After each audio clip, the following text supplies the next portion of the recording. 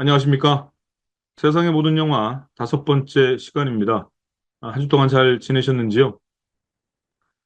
더위가 뭐 약간의 변화가 좀 있는 것 같아서 다음 주가 되면 조금 더 편해지실 거라는 생각이 듭니다. 오늘은 저희 영화 순서 안에서 가장 오래된 영화, 오래된 영화라고 소개해 드릴 수 있겠는데요. 독일 표현주의라는 그 사조를 저희가 오늘 좀 다뤄보려고 합니다. 그래서 제반 설명들이 조금 좀 비중을 차지할 것 같은데요. 1차 세계대전의 패전 이후에 독일인들의 불안, 심리 이런 것들이 독특한 미술로 또 영화 속에서 잘 표현이 되어 있어서 영화 학자들이 이 독일 표현주의의 시발탄, 시작점에 있는 영화라고 이렇게 지칭한 영화가 바로 칼리가리 박사의 밀실, 로베르토 비네 감독의 작품이라고 설명드릴 수 있겠는데요. 오늘은 이 사조와 관련된 이야기와 또 감독에 관련된 이야기, 또 영화 속 미술에 관련된 이야기, 이런 이야기를 풀어내면서 영화 속의 명장면들, 인상적인 장면들을 다뤄보도록 하겠습니다. 칼리가리 박사의 밀실은 독일의 표현주의 영화입니다. 이 영화는 회상으로 시작해서요, 총 6막으로 이루어진 공포 영화입니다. 한때는 가장 오래된 공포 영화로 여겨졌으나 1910년에 미국의 토머스 에디슨의 영화 후에서에서 만들어진 프랑켄슈타인이라는 영화가 발견되면서 그 타이틀을 잃었습니다. 하지만 로저 에버트라고 하는 평론가이자 영화 학자는 칼리가리 박사의 밀시를 진정한 최초의 공포 영화로 평가를 했는데요. 이는 이 작품이 이전 작품들과는 달리 공포스러운 소재를 다루는 것을 넘어서 그 소재 자체를 제대로 표현했기 때문인 듯합니다. 관객이 이 영화를 보다가 영화관에서 혼절 또는 심장마비로 숨졌다는 이야기가 있기도 한데요. 제목은 오역일 수도 있습니다. 영화를 보시면 알겠지만 밀실보다는 장롱에 더 가깝죠. 이 캐비넷이라고 하는 것이 이제 서양에서 이 가구 형태로 들어온 이제 수납장이지 않겠습니까? 그래서 이 실험 대상 그러니까 몽유병 환자가 이제 갇혀 있는 그런 형태인데 원제를 보아도 캐비넷이라고 하는 것이기 때문에 이 밀실보다는 장롱에 더 가깝다 이제 이렇게 말씀드릴 수가 있겠고요. 초기의 영화사나 그 영화사에 등장하는 영화들의 제목이 조금은 좀 어색한 제목들이 꽤 보이는데요. 그 이유는 바로 일본식의 표기를 또 이렇게 우리가 그냥 번역으로 가져온 경우가 또 많았기 때문에 또 그런 경우가 있습니다. 네, 감독 소개 해드리겠습니다. 로베르트 비네 감독이고요. 1881년 출생해서 1938년에 사망을 했습니다. 대표작은 칼리갈리 박사의 미실과 제누인이라는 작품이 있습니다. 1차 세계대전 이후에 독일은 전쟁의 패배에 따른 가치관 붕괴와 정부에 대한 불신, 사회 혼란, 경제적 어려움에 직면하게 됐는데요. 이런 전반적인 사회적 불안 요인들이 당시 문화계에서도 그대로 반영되어서 인간의 절박한 공포와 불안, 증오 등이 중요한 화두로 받아들여졌습니다. 이렇게 해서 독일 표현주의가 탄생되었고 대부분 영화학자들은 1919년 오늘 소개해드리는 칼리갈리 박사의 밀실을 본격적인 출발점으로 꼽는데요. 이 영화의 감독이 바로 로베르토 비네입니다. 1881년 독일 태생이고요. 베른에 위치한 레이싱 극장에서 배우, 극작가, 연출가로 처음엔 연극 분야에서 활동을 했습니다. 그렇기 때문에 이 영화에서 많은 부분들이 연극의 한 무대를 보는 것 같은 그런 느낌들을 보실 수가 있겠습니다. 칼리갈리 박사의 밀실은 원래 같은 독일 표현주의 감독이죠. 프리츠 랑이라는 대가 거장입니다. 이분이 독일에서 활동하다가 프랑스 또 헐리우드로 건너간 독일의 대표적인 감독이었고요. 또 고다르의 영화 사랑과 경멸에도 실제로 등장하는 감독입니다. 이 프리츠 랑이 거미 연작 준비로 바빠서 제작자인 에리 포모가 로베르토 비네에게 이 작품을 맡겼습니다. 1930년 몽유병 환자 케사르를 관 속에 넣어 다니는 칼리가리 박사의 이야기로 이야기가 전개가 되는데요. 마지막 장면을 칼리가리 박사가 진짜 박사일지도 정신병자일 수도 있다는 열린 구조로 끝맺으면서 다양한 해석을 낳게 했습니다. 칼리가리 박사의 밀실은 음울한 분위기와 극단적인 연기 그리고 강한 명암의 교차로 당시 독일의 사회상을 예견한 걸작이라고 평가받고 있습니다. 이 영화가 시도한 실험적인 영화적 장치들, 대담한 화면 구도, 그 당시로서는 매우 획기적인 사건이었고요. 로베르토 비네의 실험적인 영화 기법들은 후에 등장할 독일 표현주의 영화 작가 메트로폴리스의 프리츠랑, 노스페라투의 프리드리히 빌헬름 무르나우 등에게 매우 많은 영향을 미쳤고요. 멀리는 프랑스 전위 영화, 아방가르드 영화에도 영향을 주었습니다. 또한 칼리갈리 박사의 밀실은 표현주의 영화에 대한 인식과 이론적 작업을 활발하게 하는 계기가 되었고요. 이 비네 감독은 이후에 표현주의 색채의 제누인이라는 것을 만들었으나 이 칼리갈리 같은 큰 반향은 일으키지 못했습니다. 로베르토 비네는 독일의 파시즘의 전조가 넘쳐나는 1924년부터 26년까지 오스트리아로 넘어가서 올락의 손이라는 작품을 연출했는데요. 다시 독일로 돌아온 로베르토 비네는 당국의 감시를 피해서 가벼운 코미디물을 만듭니다. 나치가 극성을 부리던 30년대 초반 비네는 다시 한번 독일을 떠나는데요.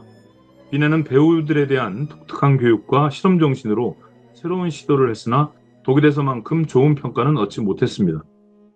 로베르토 비네는 1938년 7월 17일 유작 얼티메텀을 남기고 타향인 프랑스에서 숨을 거뒀습니다. 자, 이 영화 칼리갈리 박사의 밀실을 기점으로 해서 히틀러 정권까지의 역사를 다룬 독일 영화사의 명저 칼리갈리에서 히틀러까지를 쓴 지그프리트 크라카우어는 전제 정치와 혼돈 사이에서 동요하며 절망적인 상태에 직면하고 있는 혼을 드러내고 있다라고 평가를 했고요. 그 예술적 결과를 총괄하고 거기에 독일 국민의 좌절이 시작되고 있음을 보았다라고 적고 있습니다.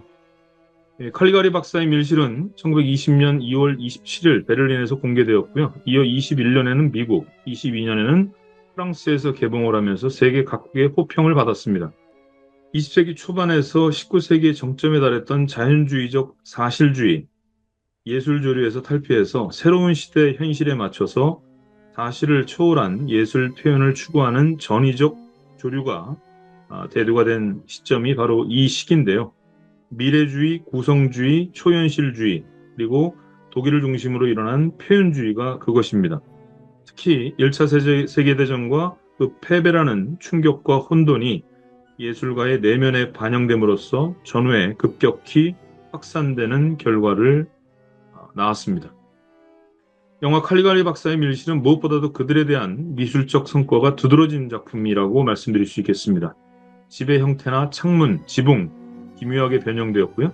도로나 실내 디자인까지 기괴하고 환상적인 분위기를 만들어내도록 과장되게 표현이 되어 있습니다. 게다가 촬영에서는 의식적으로 빛과 그림자의 대비, 특히 그림자의 효과적인 이용이 대단히 많이 시도가 됐고요. 그 결과 표현주의란 무엇일까 했는데 이 칼리갈리 박사의 영상을 제일 먼저 떠올릴 정도로 이 유파의 대표적인 존재가 되었습니다. 네, 이 영화는 러시아에서도 공개돼서 소련 영화인들에게 영향을 주었지만 미국 영화의 영향에는 크게 미치지 못했습니다. 러시아의 거장이죠. 예, 천재 학자이기도 하고요. 몽따주를 창시한 사람이라고 불리우는 세르게이 에이젠슈타인이라는 분은 이렇게 얘기했습니다.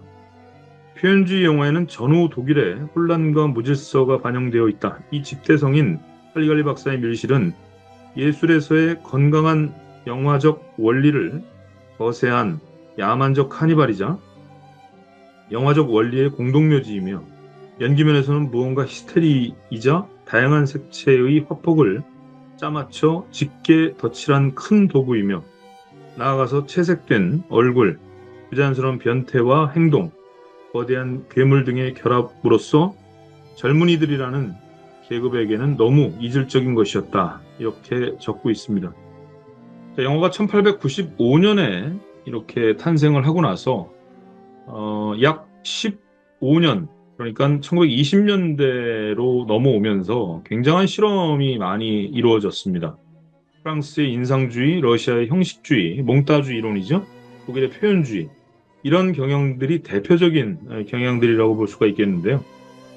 이것은 이 사조들의 공통분모는 현실을 재현한다는 영화 매체의 속성에 도전해서 현실을 새롭게 인식하도록 하고 낯설게 바라보도록 영상의 내재적 의미를 탐구한 이런 시기라고 볼 수가 있겠는데 카메라와 필름은 같지만 이 나라만의 어떠한 특징들, 또 사조들, 그다음에 역사, 그리고 어떤 사회적인 그 불안, 그리고 사회적인 어떤 문제들, 이런 것들을 바라보는 시각들은 그 나라만의 어떤 문제이고 또 그 나라의 어떤 독특한 문화와 만나면서 이런 사조가 만들어졌다라는 어떤 그런 생각이 드는데요.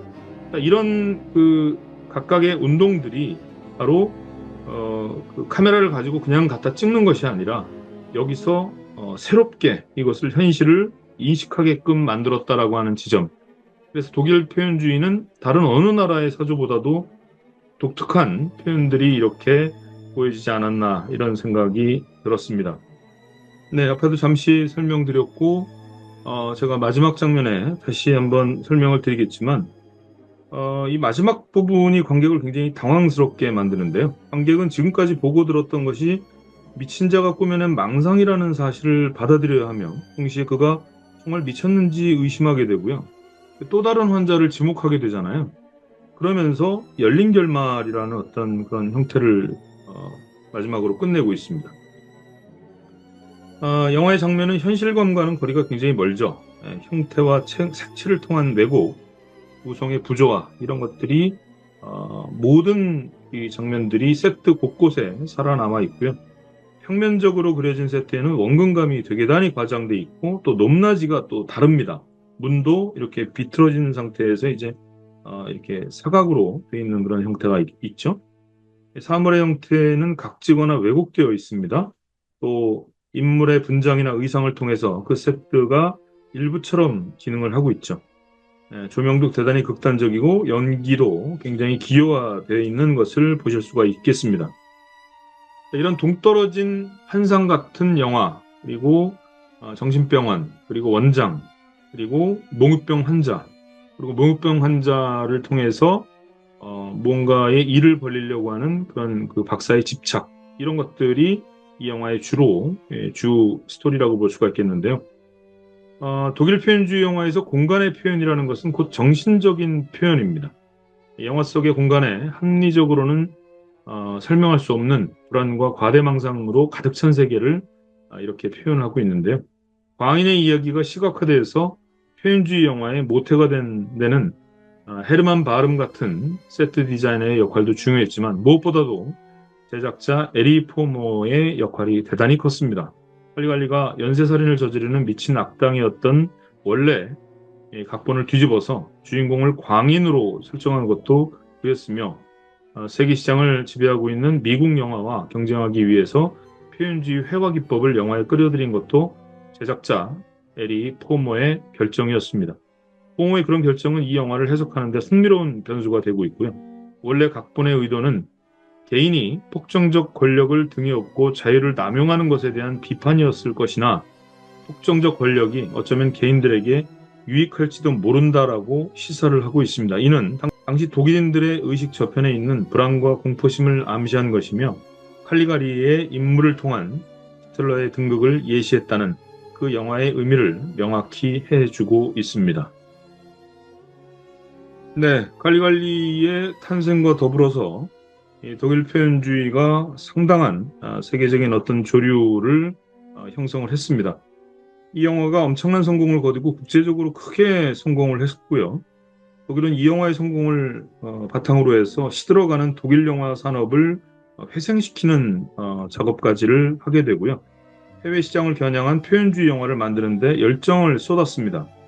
21년 프리츠랑의 운명, 그다음에 22년 프리츠랑의 도박꾼 마부제 박사, 또 무르나우라는 거장이 있죠. 1922년에 노스페라투 등이 큰 성공을 거두었고요. 독특한 방법으로 독일의 해외 시장에 진출했다는 것을 가능케 했습니다. 재정적 성공담 이외에도 이 영화들이 담고 있는 문화적 측면들은 패전국인 독일에게 자부심과 명성을 가져다 주었습니다. 그러나 이러한 행운은 오래가지 못했고요. 1924년에 가서는 이런 종류의 영화가 더 이상 인정받지 못하게 되고요.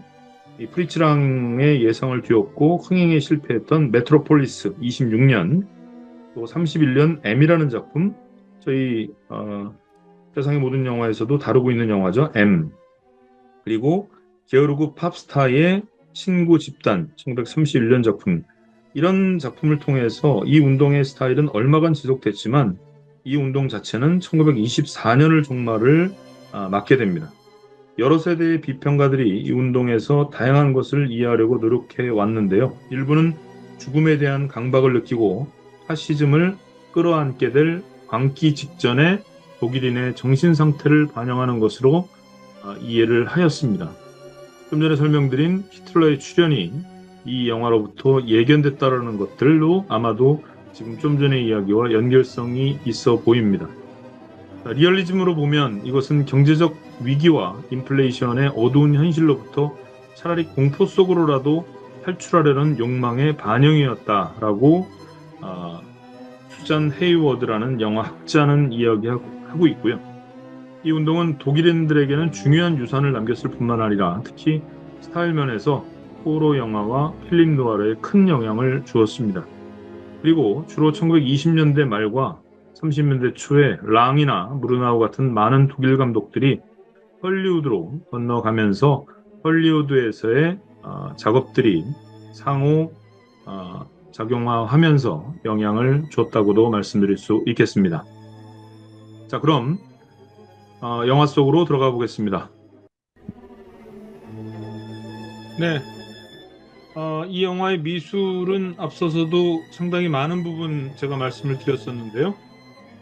자막의 형태 또한 기괴하고 좀 공포스럽고 약간 자막의 타이포 하나가 얘기를 하고 있듯이 또 이 세자르 그러니까 몽유병 환자의 캐비넷이 생각나듯이 또 그의 움직임이 생각나듯이 이렇게 자막 또한 의미화해서 만들어진 형태를 우리가 보고 있지 않나 이런 생각이 드는 자막이었습니다. 네, 영화가 시작하면 두 명의 사람이 이렇게 이야기를 하고 있는데요. 그리고는 좀 산한 정원 같습니다.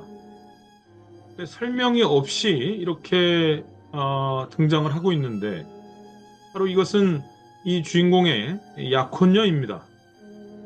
약혼녀와 겪었던 기괴한 일에 대한 이야기를 설명을 하고 있는 주인공으로 시작을 하는데요.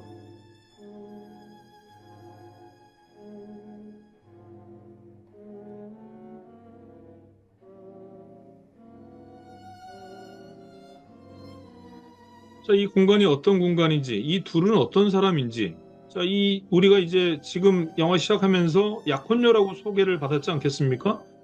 이게 좀 이상합니다. 표정도 이상하고, 자, 어디인가 모르게 이 공간은 어딜까? 이런 생각을 하면서 이야기가 시작이 되는데요. 액자식 구성으로 시작을 합니다. 자, 이렇게 해서 이야기 속으로 빨려 들어가서 마지막이 이 장소가 어느 장소인지가 설명이 되는 형식으로 이야기를 그려나가고 있죠.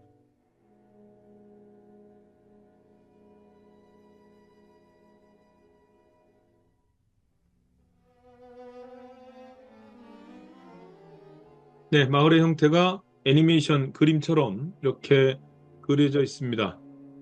귀엽기도 하고 또 조악스럽기도 하고 또 어떠한 마을이라고 하는 것이 되게 동화 속에 나오는 것 같다. 그림 속의 마을 같다라는 생각이 드는데 자, 여기에 나와 있는 박람회 형태의 이 마을도 무대를 설명을 먼저 하면서 계속해서 생각 속의 말과 그리고 실제 그 무대를 번갈아 가면서 보여주고 있습니다. 자, 여러분들이 보시는 것은 아이리스 인, 아이리스 아웃 기법인데요. 이것은 뭐냐면 점점 동그라미 형태로 나왔다가 사라지고 또 영화가 동그라미 형태로 조금씩 커지면서 화면이 밝아지고 이런 형태의 페이드 인아웃을 보고 계신데요. 이 영화에서는 가운데로만 것이 아니라 무대에 마치 핀 조명이 한 사람을 비추고 있다가 사라지고 또 한 사람이 등장했을 때 핀 조명으로 들어왔다가 넓혀지는 이런 연극 무대에서 쓰는 것을 그대로 영화에 적용한 것이 아이리스 인, 아이리스 아웃 기법이라고 설명드릴 수 있겠는데 가운데 형태만이 아니라 왼쪽이나 오른쪽에 주인공이 있을 때 역시 왼쪽에서 등장을 하고 오른쪽으로 사라지고 이런 형태로 이야기가 전개가 되죠. 자, 지금 좀 전에 보신 박사가 바로 칼리갈리 박사의 주인공이라고 설명드릴 수 있겠는데요. 자, 칼리갈리 박사는 바로 박람회에 자신의 연구 대상을 어, 소개하고 싶다라고 해서 행정적인 절차를 밟으려고 합니다.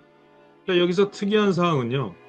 공물을 보는 사람이 이상한 의자와 이상한 책상에 아주 불편한 형태로 올라가 있다는 겁니다. 우리가 본 적이 없는 저런 가구 형태나 의자 형태를 또 우리가 경찰서에서도 볼 수가 있는데요. 대단히 불편하게 만들어진 공간들과 우리가 셋들을 볼 수가 있죠.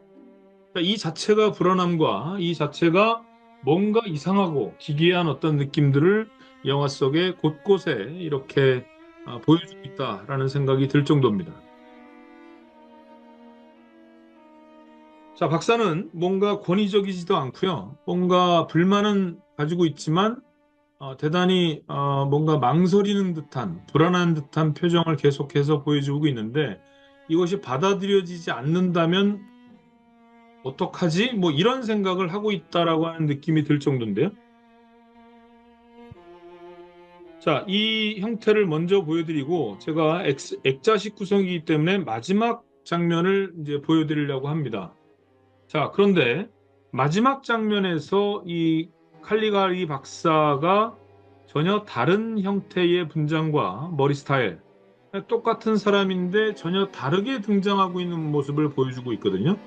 그러면서 우리에게 혼란을 주기도 하고 이것이 앞서 설명한 열린 결말의 한 형태의 조건이라고도 느껴지는 그런 형태로 이야기를 마무리를 하죠.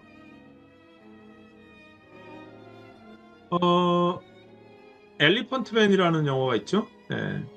과거에 기괴한 형태와 모습을 지닌 사람들, 뭐 거인족이나 또 되게 작은 사람이나 또 어디 특정 부위가 굉장히 큰, 특정 부위가 작은 그리고 일반적이지 않은 형태의 신체를 가지고 있는 사람을 서커스에서 보고 돈을 지불하고 그리고 참 이상하게 생겼다 뭐 이런 식으로 이제 뭐 비하하거나 뭐 웃거나 그다음에 무서워하거나 뭐 이런 형태는 꽤 있어 왔지만 이 박람회라고 하는 것에 자신의 연구 대상, 특히나 그 몽유병 환자라고 하는 어떤 설정을 갖다가 이렇게 사람들이 많이 오는 이 박람회에다가 낸다라고 하는 설정 자체도 이 영화를 독특한 어떤 세계로 이끄는 하나의 요소지 않을까 이런 생각이 드는 지점이었습니다.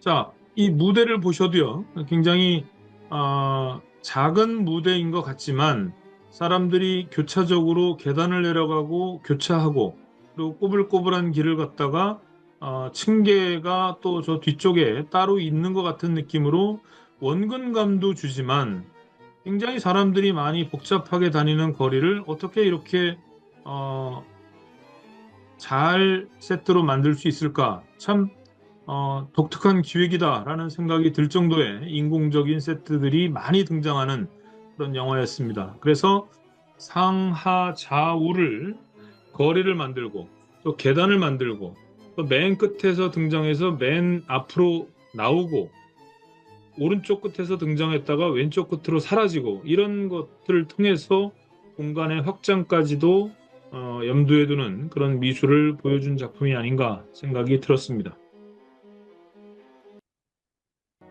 네, 이야기의 마지막 장면을 보여드리면서 액자식 구성과 열린 결말에 대한 설명을 먼저 드리겠습니다. 자, 모든 수사가 이루어지고요. 박사가 벌린 기행, 박사가 벌린 집착, 그리고 위험한 실험, 이런 것들이 다 발각이 돼서 마지막에 수사를 통해서 잡으러 오는 그런 순간을 보고 계신데요.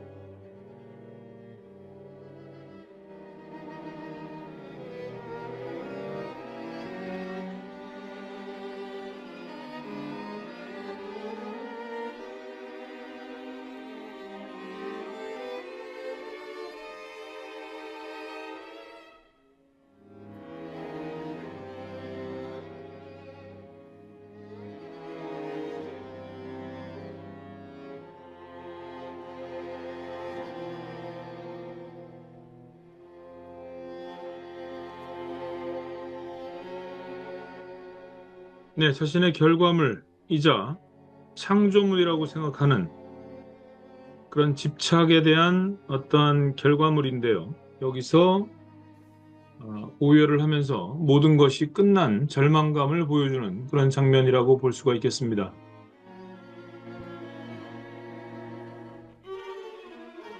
거기에 포기하지 않고 반항을 해보는 이런 동작들이 마지막에 어, 박사의 오열로 보여지고 있는데요. 자, 손을 더 이상 움직이지 못하게 포박을 하면서 공간을 이동을 합니다.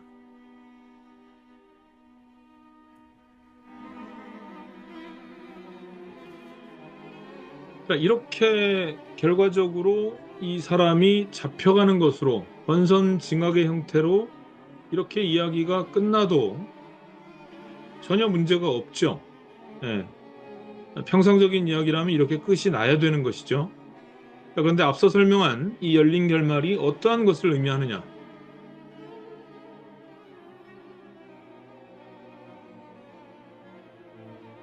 자, 우리가 봐왔던 박사의 얼굴과는 조금 다른 형태로 지금 쓰러져 있는 박사의 얼굴을 보실 수가 있습니다.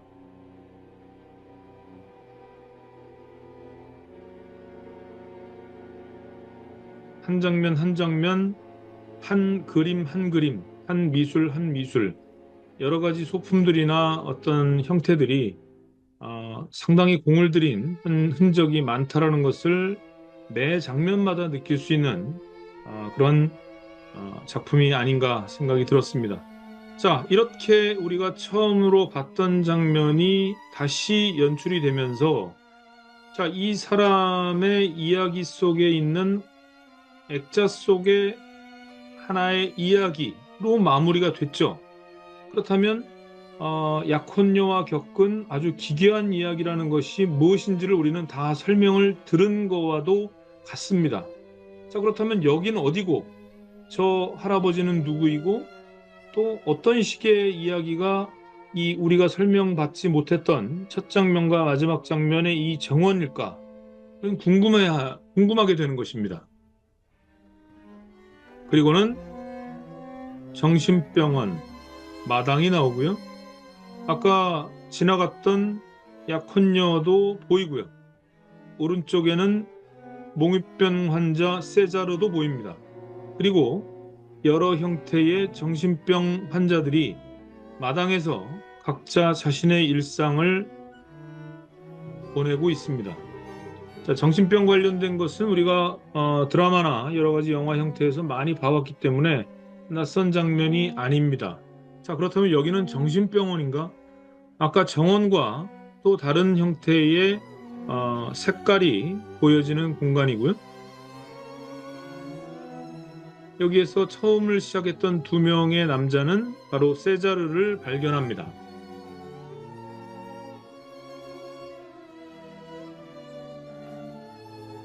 자, 이 얘기를 한다는 것은 자신이 겪은 이야기이기 때문에 영화 속 자신이 겪은 이야기이기 때문에 걷어들이기라고 볼 수도 있겠고 자기 친구가 그렇게 죽었기 때문에 어, 그 이야기가 정확하게 받아들여지는 것이죠.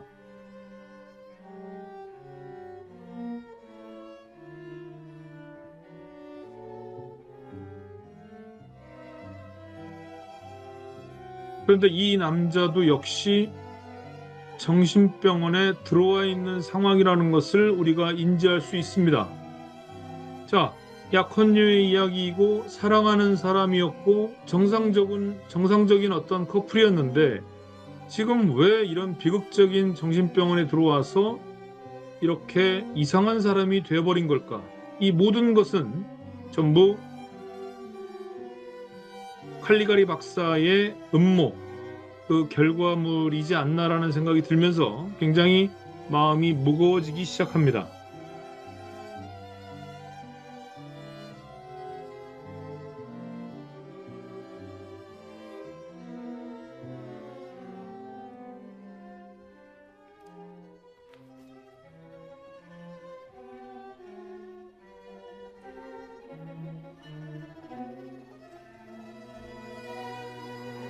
네, 그런데 이전에 봐왔던 이 칼리갈리 박사의 얼굴이 아닌 것처럼 완전히 머리 스타일과 그리고 옷 입은 형태, 의상, 분장이 다 달라져 있습니다.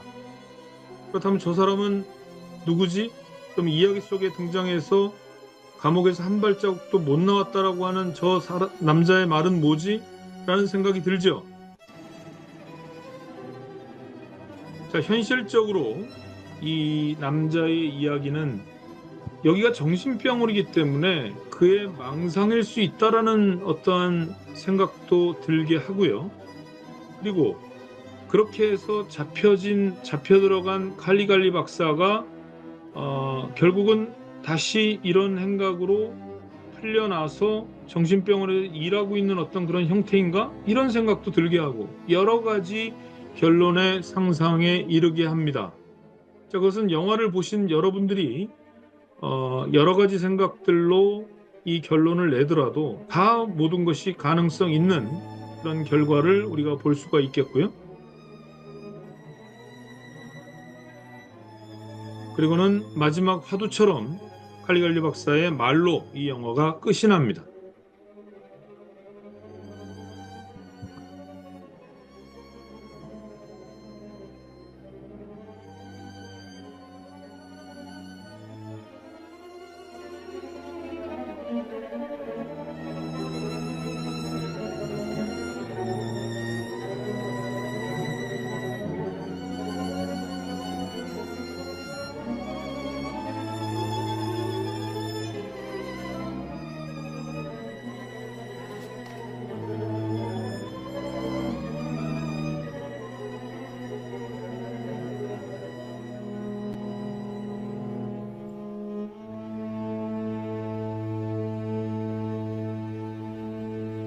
네, 좀 더 이야기를 축소해 보자면요. 상상을 그냥 단지 그 우리가 봐왔던 그 기괴한 이 사람과 이 사람이 닮은 사람이지 결코 같은 사람이 아니라면 이야기는 굉장히 단순하게 잘 마무리가 됩니다. 자신이 겪은 그 이야기가 다 진실이고 그와 비슷한 사람이 실제 정신병원의 원장이었다라는 얘기를 결말을 맺은다면 저 사람이 과대망상, 그러니까 자신이 겪은 일이 너무나 충격적이고 비극적이어서 이 칼리가리를 닮은 이 정신과 원장을 보고 살인자라고 아주 나쁜 사람이라고 이렇게 얘기하는 것이 결론이 나기도 하고요. 또 그것이 아니라면 여러 가지 각도로 해석이 가능한 이야기로 우리가 열린 결말이라고 제가 표현을 했는데요. 그렇게 읽을 수 있지 않나라는 생각이 드는데 당시의 스토리의 어떤 그 변화나 마무리로 보자면 파격적인 결말이 아닌가 생각이 들고 이것이 거의 100년 전에 만들어진 스토리라고는 생각되지 않을 정도로 이후에 이런 형태의 일들이 스토리에서 많이 이렇게 패러디돼서 등장하고 있다는 것도 여러분들이 많이 느끼실 수 있는 그런 부분이라고 생각이 들었습니다. 근데 이야기를 한번 더 이렇게 꼬아놓기 위해서 이 모든 살인이 전부 다 칼리갈리와 이 몽유병 환자 세자르로부터 일어난 일이 아니라고 하는 것을 한번 이렇게 다른 살인을 먼저 보여주는 장면이 있는데요. 이런 것은 우리에게 상상력을 자극하면서 이야기 속으로 더 빨려 들어가게 하고 이 마을에 일어난 기괴한 공포, 기괴한 살인 사건에 대한 생각으로 이야기를 더 깊게 시작한다라고 하는 느낌이 드는데요. 마치 칼이 이 공간을 찔러 놓은 것처럼 이 공간 자체의 미술을 보십시오. 이 창문의 형태나 벽의 형태나 그림자의 형태나 그리고 어둠과 밝음의 어떤 그런 것들을 이렇게 다양하게 조명 효과를 주면서 장면 자체를 대단히 시각적으로 만들어 놓는 것이 영화 곳곳에 보이는데요. 사각이라고 하죠. 약간 비틀어진 각도. 네, 서커스가 벌어지고 있는 이 박람회가 벌어지고 있는 공간도 마치 애니메이션의 한 그림과 같은 그런 벽면에 마을을 그려놓고 그 안에서 계단과 계단을 오고 가는 사람들을 이렇게 다채롭게 보여주고 공간을 이렇게 짜임새 있게 활용한다는 것도 이 영화의 큰 장점 중에 하나라고 생각이 듭니다. 자, 세자르가 처음 설명되고 있는 그런 공간을 우리가 보고 있는데요. 이 세자르라고 하는 역할을 한 배우는요, 실제로 굉장한 미남 배우이고, 그 카사블랑카라는 영화에서 독일군 병사로도 이렇게 등장하고 있습니다. 단역으로요.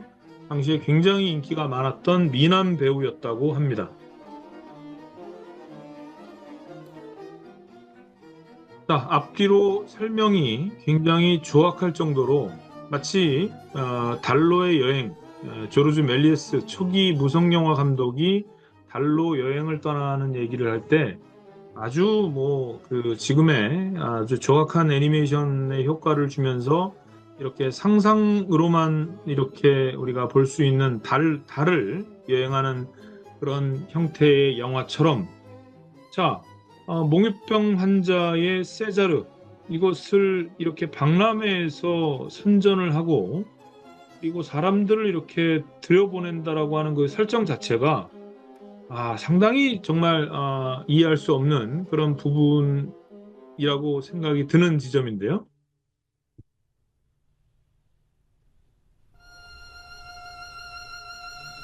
자, 영화를 보시게 되다 보면요. 그 멀리서 찍은 화면, 이렇게 여러 사람이 등장하고 사이즈가 풀샷인 화면하고 이 클로즈업 된 그 사람의 표정들하고 연결이 좀 부자연스럽다 이런 생각이 드시는 장면들이 많을 겁니다. 그 부분을 좀 잠깐 설명을 좀 드리자면요.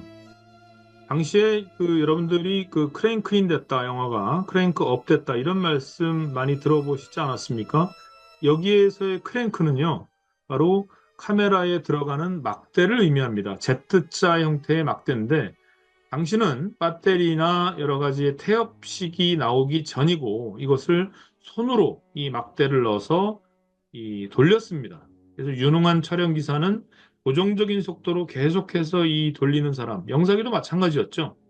자, 그렇게 크랭크를 이용해서 크랭크가 안으로 들어갔다라고 해서 크랭크 인이 촬영이 시작됐다는 의미고요.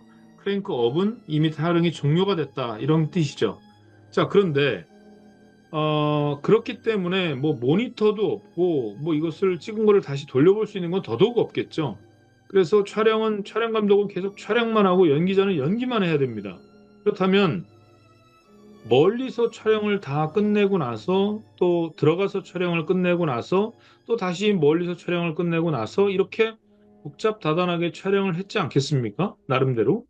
그렇다면 연기자는 내가 먼 화면에서 어떤 표정을 보였는지 감으로만 알 뿐이지 정확히는 알 수 없습니다. 그렇기 때문에 당시의 시스템에서는 먼 화면과 가까운 화면이 연결이 됐을 때 연결이 안 된다고 볼 수 있을 정도로 어색한 화면들이 가끔씩 보인다라는 거 그렇게 이해하시면 될 것 같고요. 자, 표현주의 영화에서의 기괴한 분장 그리고 이것이 몽유병 환자이기 때문에 더욱더 표정이나 내지는 이 분장이 굉장히 과장돼 있죠. 자, 그런 상태에서의 연기가 더욱더 표현주의 영화를 표현주의답게 이렇게 연기력으로 승부를 봐야 되는 이런 깊은 어떠한 내재한 표정 연기가 또 역시 이 영화를 보는 관람 포인트 중에 하나가 아닌가 생각이 들었습니다.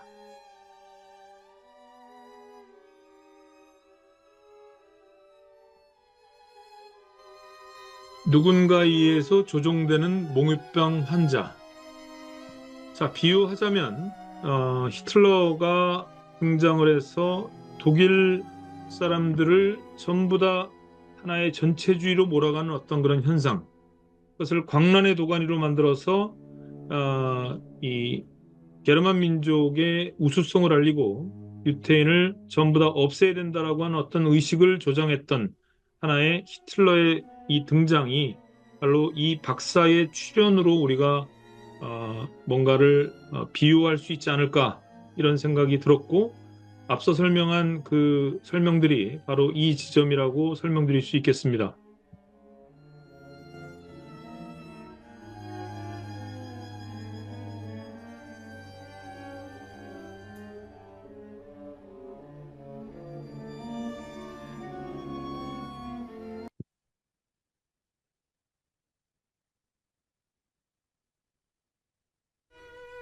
네, 색채 사용도 상당히 놀랍습니다. 좌우를 왔다 갔다 하는 거리, 그리고 실제로 존재하지 않을 것 같은 비틀어진 벽, 무너질 것 같은 어떤 기울어진 벽들, 또 계단들, 이런 것들이 곳곳에 등장하면서 이 영화는 당시에는 그 야외 촬영을도 굉장히 많았었던 무성 영화의 시대였는데 완벽하게 통제된 인공적으로 만들어진 미술과 세트에 의해서 지어진 공간들로 이 영화를 창조했다라고 하는 지점도 놀랐고요. 또 색깔들, 굉장히 자줏빛 나는 색깔, 녹색 색깔, 브라운 색깔, 이런 그 강한 색깔들을 이렇게 연출해내면서 우리에게 정말 아주 긴 회화, 전시회를 보고 있다라고 하는 느낌조차도 받을 수 있는 그런 영화였습니다. 자, 제가 공간에 대한 또 소품, 가구에 대한 설명을 드렸지 않습니까? 바로 이런 화면입니다.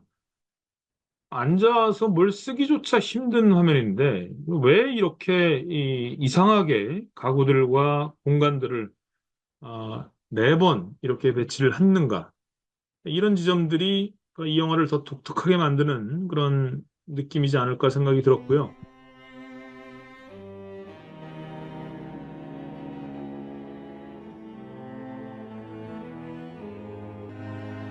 자, 움직임이 좀 빨라 보이시죠? 예, 마치 찰리 채플린의 무성 영화, 우리가 했던 모던 타임즈도 같은 맥락이라고 보실 수가 있겠지만 그 영화는 유성 영화지 않겠습니까? 무성 영화는 지금의 1초에 24프레임이 돌아가는 형태보다 더 빨랐습니다. 그래서 17개, 18개의 프레임이 들어갔기 때문에 움직임이 좀 부자연스럽다, 좀 빠르다, 이런 느낌은 그런 이 필름 구성 때문에 드시는다고 보시면 될 것 같습니다. 네, 아버지를 찾아서 박사가 있는 박람회로 온 약혼녀 장면인데요. 마치 먹지 않아야 될 독사과를 먹듯이 들어가지 않았어야 될 공간으로 들어가는 비극을 이렇게 연출을 하고 있습니다.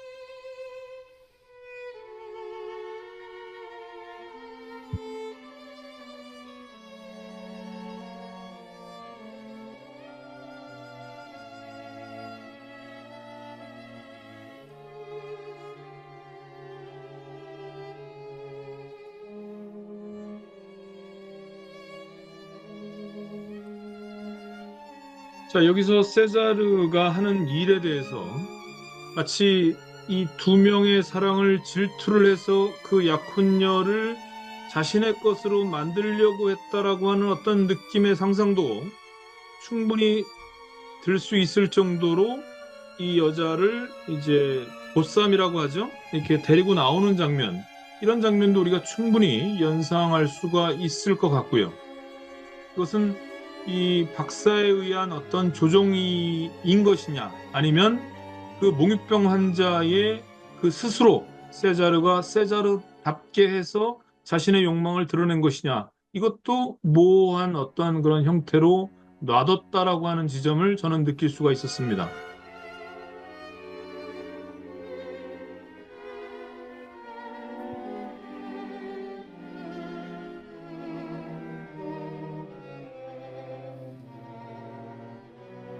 자, 영화가 탄생한 이후에 약 25년이 흐른 그런 상태라고 봤을 때는 영화가 여러 가지의 어떤 실험과 여러 가지의 형태의 변형들을 각 나라에서 사조와 함께 실험하는, 대단한 실험하는 단계라고 볼 수가 있겠는데, 이 독일 표현주의의 가장 큰 결과물, 그리고 가장 큰 업적은 바로 이런 미술과 다른 여러 가지의 영화의 표현적인 어떠한 형태를 가장 극단으로 이렇게 밀어내서 화면 안에 구성되어 있는 여러 가지 요소들, 인물의 표정을 포함한 여러 가지 요소들을 어, 다른 것과는 완벽하게 구분할 수 있는 독특한 느낌으로 표현했다는 것이 바로 독일 표현주의가 낳은 좋은 이런 결과가 아닐까 생각이 들었습니다.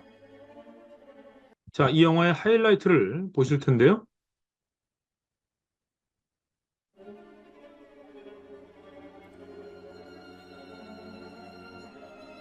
자, 여기가 씨 뿌리는 형태로 제가 말씀을 드릴 수가 있겠는데요.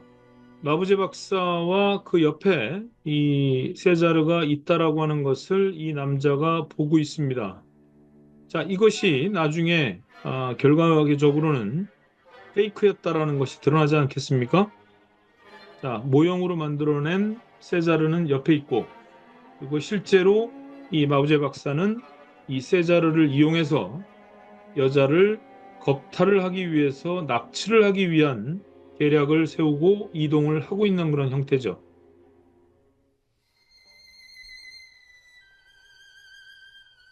자, 말씀드리고 싶은 장면은 이 장면과 함께 뒤쪽에 나오는 그 여자를 이제 데리고 납치하는 장면이 디포커스 촬영이 됐다라고 하는 지점입니다. 이것은 바로 디포커스라는 것은 쉽게 말씀드리자면 이 지금 가지고 계신 핸드폰을 우리가 어디를 찍으면 맨 앞에 있는 장면과 맨 앞에 있는 피사체와 맨 뒤에 있는 피사체가 전체가 다 이렇게 초점이 맞지 않겠습니까? 이것은 이 디포커스를 그러니까 모든 것을 한꺼번에 담아내는 그런 특징으로 이 핸드폰의 그 기능을 탑재한 건데요. 여기서도 마찬가지로 저 뒤에 있는 맨 뒤에서 다가오고 있는 세자르와 맨 앞에 존재하고 있는 이 여자를 전체가 다 초점이 맞는 상태에서 우리가 연출을 하고 보는 것과 어, 뒤쪽이나 앞쪽이 초점이 나간다라고 하는 것은 우리에게 주의를 어느 것에 더 주목을 해야 된다는 것을 어, 보여줄 수 있지만은 전체가 보여주는 것은 안 되는 거잖아요. 그래서 전체가 보여주면서 보여줄 수 있는 것이 바로 사실주의, 예술 영화에서 등장하고 있는 사실주의를 보여주기 위한 어떤 화면 기법이다라는 것을 말씀을 드리고요. 자, 여기서도 들어가는 화면과 나가는 화면이 전혀 매치가 되지고 있지는 않습니다. 마치 몽타주 화면 같다라는 느낌이 들 정도로 매치가 안 되는데요. 앞서 말한 연결 커트의 한계라고 하는 지점을 제가 말씀을 드리고요. 여자를 데리고 가는 장면 자체도 마치 무용처럼 느껴질 정도로 신체의 움직임에 대한 연구가 대단히 많이 이루어진 흔적이 보이는 그런 영화라고 설명드릴 수 있겠습니다.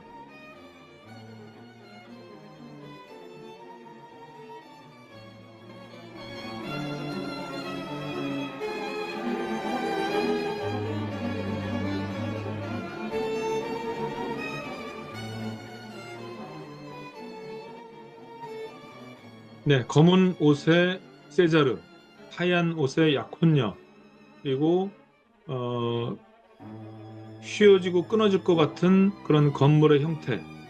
여기에서 위태롭게 계단을 걷고 있는 그 공간 사이를 걷고 있는 세자르와 그 세자르가 데려가고 있는 약혼녀.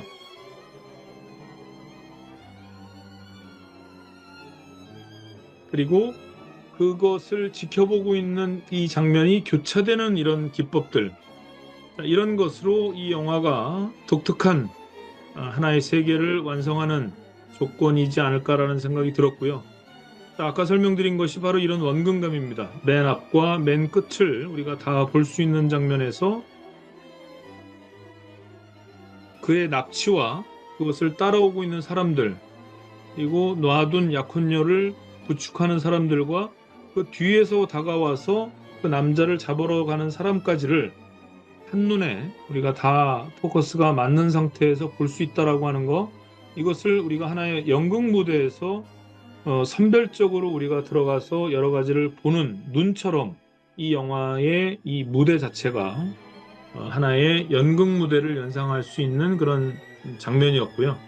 지금 밑에 이렇게 미술로서 뭔가 바닥을 만들어 놨는데 이것이 이제 움직이니까 쭈글쭈글하게 이제 흔들리거나 이제 조악한 모습을 보여주고 있는데 그럼에도 불구하고 이렇게 색들이나 무늬나 내지는 그림들을 이렇게 세트에 활용했다라고 하는 것은 매우 놀라운 이 표현주의의 어떤 독일 표현주의의 중요한 요소지 않을까 이런 생각이 드는 지점이었습니다. 자, 여자는 살아났고 납치당하지 않았지만 좀 이상해졌습니다. 이런 것이 이 영화의 비극 아닌 비극이라고 볼 수가 있겠습니다.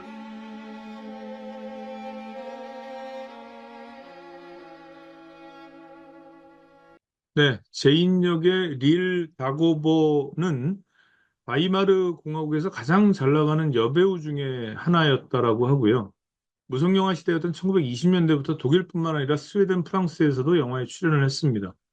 33년 이후에 정치적인 연루를 피해서 주로 화려한 뮤지컬이나 코미디에 출연을 했고요. 2차 세계대전 중에 독일군 위문공연으로 상과 훈장을 받았다고 합니다. 확실하게 비정치적인 필모그래피에도 불구하고 아돌프 히틀러가 총애한 여배우로 몇 차례 만찬에 참여했다고 합니다. 전후에도 꾸준히 연기를 계속했고요. 재미있게도 전후에는 반나치 영화에 출연하면서 그토록 자신을 총애하던 히틀러를 부정해 버렸다고 합니다. 상당히 인기 있는 여배우 중에 하나였다고 하는데요. 네, 박사의 집착이 드러나면서 범행이 수면 위로 올라가는 그런 장면들을 보고 계신데요. 이 박사 역할을 했던 병원장 역할 1인 역이죠. 예, 베르너 클라우스는 전 세계적인 센세이션을 이 영화로부터 불러들였고요. 연기력을 극찬을 받은 대배우입니다. 그러나 나치 시대 그의 행보는 별 볼 일 없었지만 1950년대 서독 연극계 부흥에 큰 공로를 쌓아서 연극계 표창을 받으면서 존경스러운 연극 배우로서의 천수를 누렸다라고 합니다.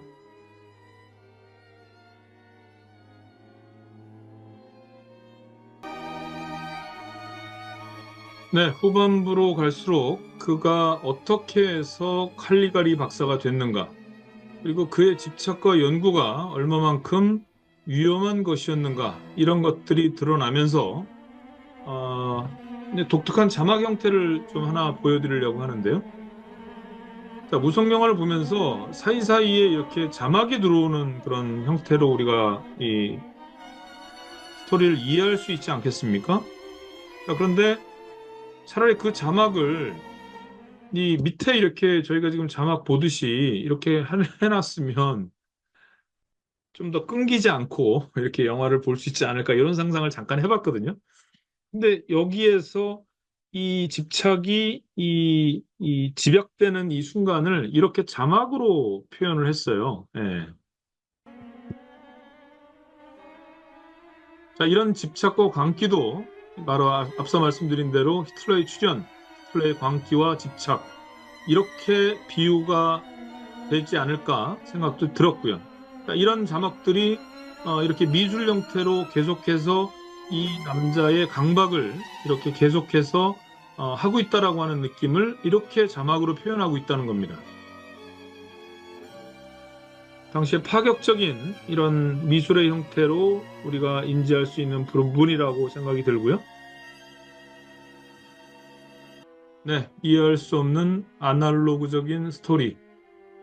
과연 저 명국병 환자는 먹기만 하고 배설은 어떻게 할까? 뭐 이런 상상도 가게 하는데 모든 것을 이렇게 조악한 형태의 스토리로 만들어 가지만 그 표현력에 있어서 대단히 앞서간 어떤 하나의 사조를 만들 수 있을 정도의 그런 상상력을 이 미술에 부여해서 이 스토리를 가능케 한 영화 바로 로베르토 비네 감독의 칼리갈리 박사의 밀실이었습니다. 네, 오늘 칼리갈리 박사의 밀실 해봤습니다. 최초의 독일 표현주의 영화로 불리는 작품이고요. 이 영화는 꽤나 전위적인 형식미를 보이면서 자칫 하나의 실험 영화 작품으로 남을 수도 있었지만 이 작품성과 대중성을 모두 잡은 흔치 않은 사례 중 하나로 기록되어 있습니다. 표현주의 예술의 주요 특징은 형상이 극단적으로 왜곡되어서 표현된다는 것과 배우도 마치 세트와 한 몸이 된 듯한 과장된 연기를 한다는 것인데요. 칼리가리 박사의 밀실에서도 사선으로 배치된 기이한 도형을 배경으로 어색하게 걷는 배우와 지나치게 과장된 몸짓을 보이는 배우들의 연기가 돋보이는 작품이었습니다. 네, 이 영화의 무대 디자이너가 이런 얘기를 했다고 합니다. 영화는 그림을 소생시킨 것이어야 한다라는 주장까지 했다라고 하는데요. 영화를 보시면 그 이야기가 무슨 이야기인지를 우리가 다 이해할 수가 있을 것 같습니다.